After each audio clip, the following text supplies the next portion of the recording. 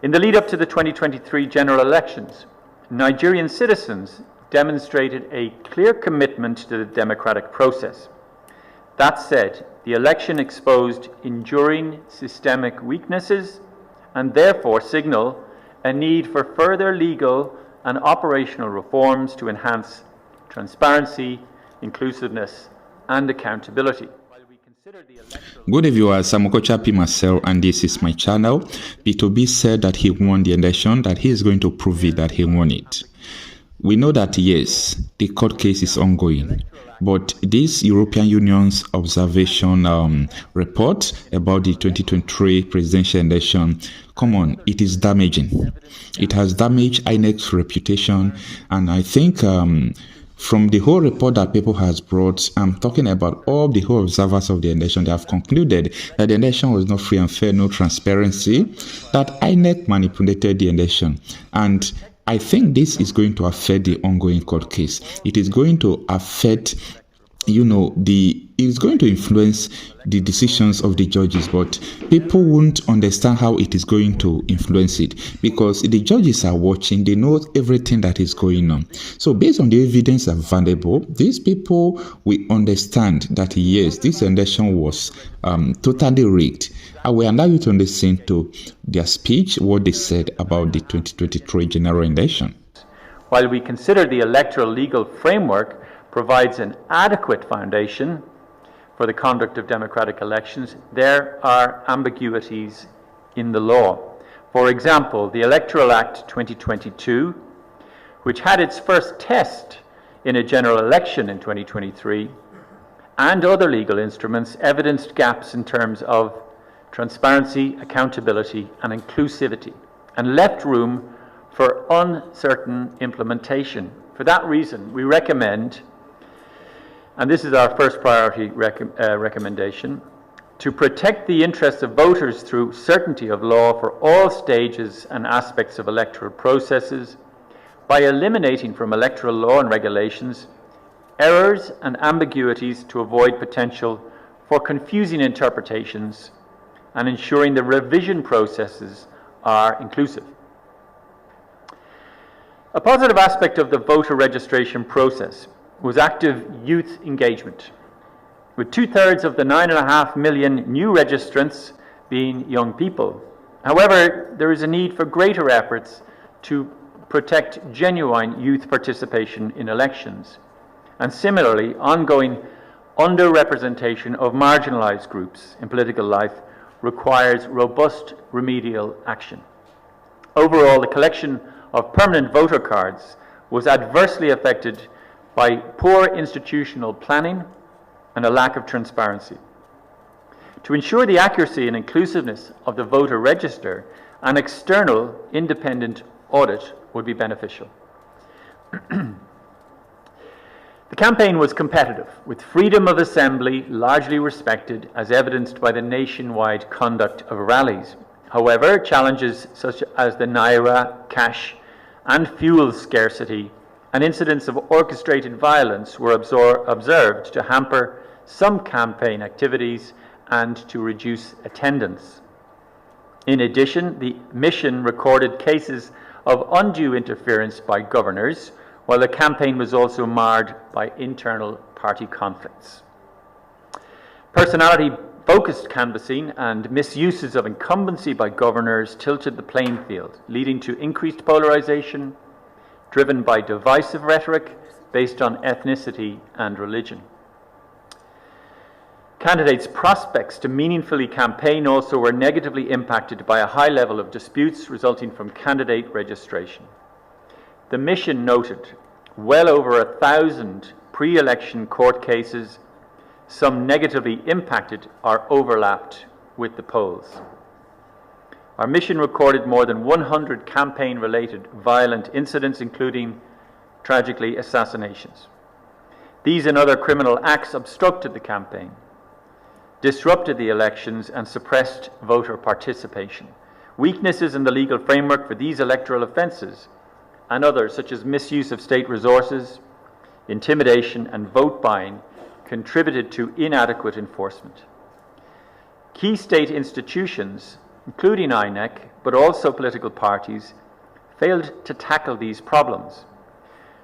Coming to our second priority recommendation, we consider there is a pressing need to address impunity for electoral offences through robust, well-defined and effective interagency coordination governed by clear rules on non-partisanship, optimization of resources, delivery of effective investigation and sanctioning, and provision of regular public consolidated information on outcomes. INEC introduced some very positive measures early in the electoral process. For example, it increased the number of polling units and established a system of electronic accreditation of party agents, media and observers. Public confidence, however, in INEC was severely damaged on the 25th of February due to its operational failures and lack of transparency. While some corrective measures introduced before the 18th of March elections seemed to have a positive impact, overall trust was not restored and eventually led civil society to call for an independent audit of the entire process.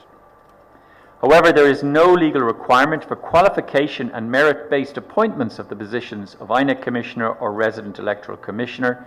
Prior to the elections, selection processes were questioned, leaving the institution vulnerable to mistrust.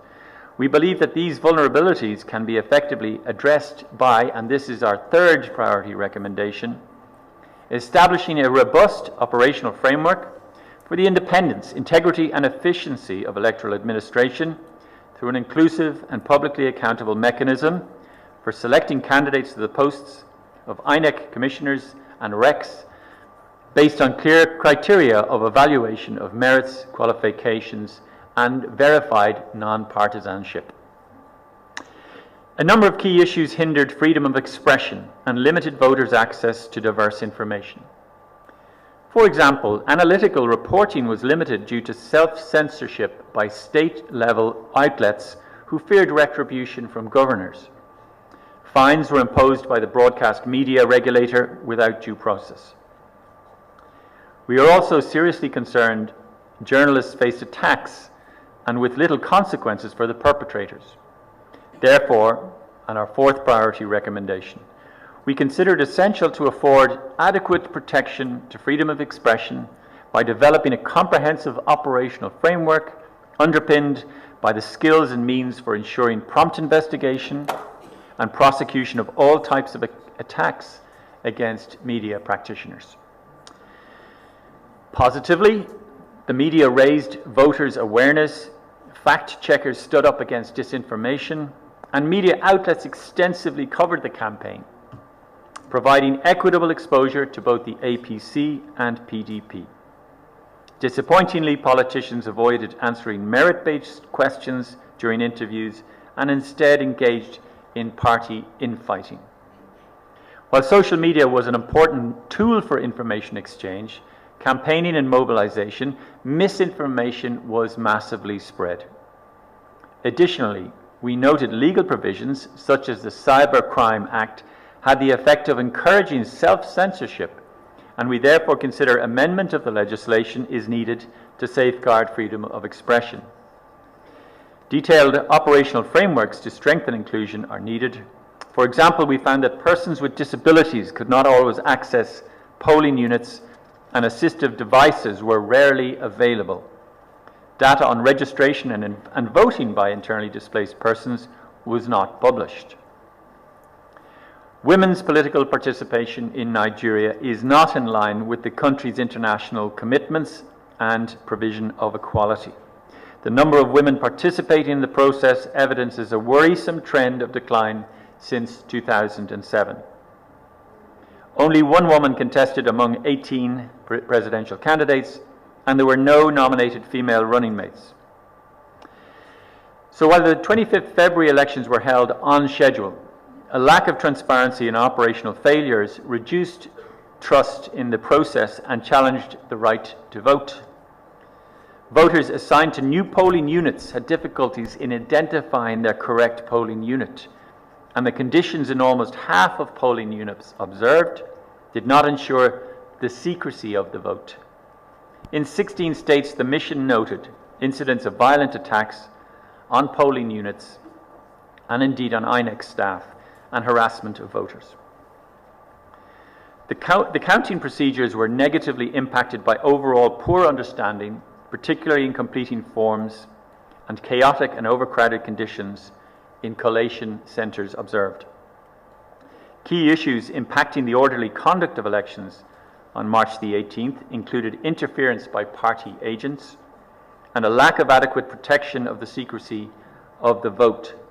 The elections were impacted by outbreaks of fighting and thuggery, which led to a high number of cancellations of polling units and, regrettably, also fatalities. The introduction of the bimodal voter accreditation system, or BVAS, and the INEC results viewing portal IREV was widely seen as an important step to ensure the integrity and credibility of the elections, but lack of transparency before the polls, and notably the severely delayed display of presidential result forms on the 25th of February, for which INEC failed to give a timely and comprehensive explanation, dashed the public trust in election technologies and in INEC. For both elections, INEC did not publish key relevant information, hampering transparency throughout the collation processes and the declaration of election results. For example, INEC failed to publish the manner of calculation of the declared winners, turnouts, number of accredited voters, and the list of polling units where elections were cancelled, postponed, or not held. The absence of this information undermined the possibility for independent verification of the outcome and public trust. We consider it vital, and this is our final priority recommendation, to protect the free expression of the will of the voter and integrity of elections by establishing a robust, transparent, and easily verifiable results processing system with clear rules. These include uploading polling unit results from the polling unit only and in real time. At each level of collation, results forms to be uploaded in real time, and all forms to be published in an easily trackable and scrapable database format. Culture in Nigeria vis-a-vis the Nigerian politician, what kind of mark will you give them? Are we improving or we are stagnant? Thank you. If only it was as simple as giving a mark to all of the stakeholders and how it's running. It is, of course, I completely understand your motivation to ask the question, and we have been, we've engaged very much with INEC. Doors have been open to speak with us throughout the process from the very beginning, including yesterday. And I emphasize that we really hope that such criticisms are here, and they are robust criticisms, are taken in the spirit in which they're given. And the spirit in which they're given is one of constructive criticism towards a shared goal towards deepening Nigeria's democracy. We judge elections on the basis of international criteria around inclusivity, credibility, transparency, and accountability. And throughout the report, we draw on these central principles. And it is for the people of Nigeria to conclude, based on what we found, to make the mark, I would say. I think you have a general question about the direction of travel of Nigerian democracy. And I think I made this point before when we launched our preliminary statement. And, there is sort of democratic backsliding across the world.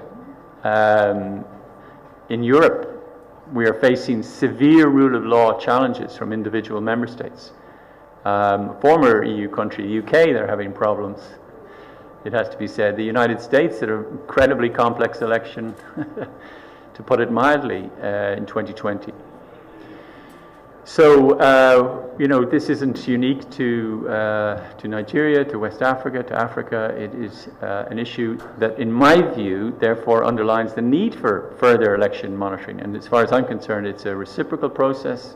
It's of mutual benefit to both our democracies, and it deepens the relations more generally outside of the framework of elections.